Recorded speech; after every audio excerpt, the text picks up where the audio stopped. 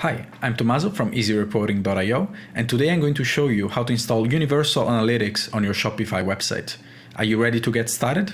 You can see this is our test account for Google Analytics, and what you can do is to go to Admin, and then go to Data Streams, and click on the data stream you want to track. In this case, it's the web, and here you have all the information you need to install GA through Google Tag Manager. But what we want to do today is to install Universal Analytics in our Shopify account.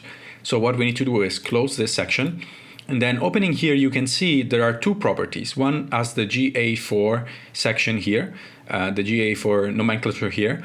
So we are going to click on the other one, the one where the code starts with UA, and then go to all website data. And in here, we will go to the admin section that you see on the bottom left, then go to tracking info and tracking code. So here is pretty simple. You will see this tracking code. You can just select it and copy it, and then you need to go to your Shopify store. There are different ways of installing Universal Analytics into Shopify.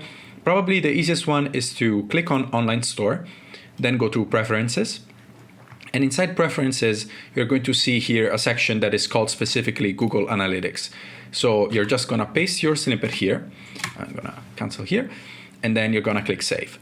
One important thing to note though is that you should be enabling the enhanced e-commerce section or like functionalities in your Google Analytics account.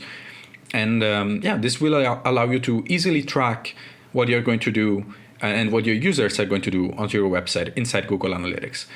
So if we open our test website right now and load it again, using a tool like Wapalizer, you can see Google Analytics has been installed. I don't have it installed in any other way, of course.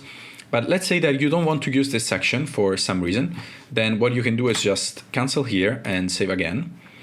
And you can go to your Teams section, go to Action, Edit Code. And then once you go to Edit Code, you would see the file team.liquid.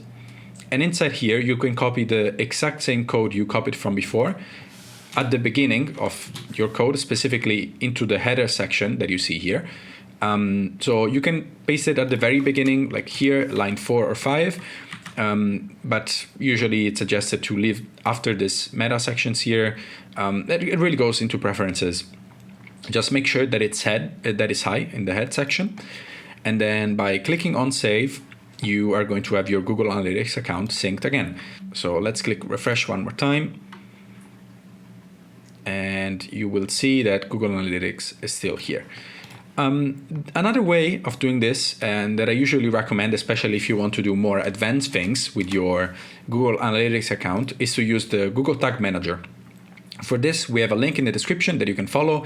Probably a video will also pop up here on the top right. And just follow that if you want to know how to install Google Analytics in your Shopify account through Google Tag Manager. Did you enjoy this video? Well, you can like, subscribe, and share it with anyone that might find it helpful. Also on easyreporting.io, there is a lot more content on website analytics and reporting. Go give a look. I'll see you in the next video.